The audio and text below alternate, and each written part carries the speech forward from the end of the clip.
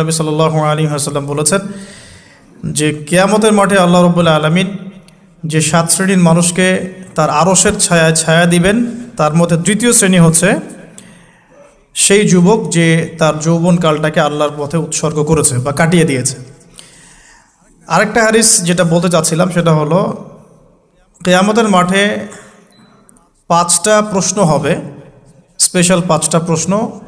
যে 5টা প্রশ্নের উত্তর না দেয়া পর্যন্ত কাউকে ছাড়া হবে না। তার মধ্যে প্রথম প্রশ্নটাই হচ্ছে তোমার জীবন কোন কাজে কাটিয়েছো, এবং দ্বিতীয় প্রশ্ন হচ্ছে তোমার যৌবন কোন কাজে কাটিয়েছো। সো আমি বলছিলাম আপনাদেরকে যে যৌবন কালটাকে যদি আমরা আল্লাহর পথে কাটাতে পারি, ইনশাআল্লাহ তাআলা আমাদের এই যে উদ্দেশ্যটা যে নিজেরা দিন পালন করব,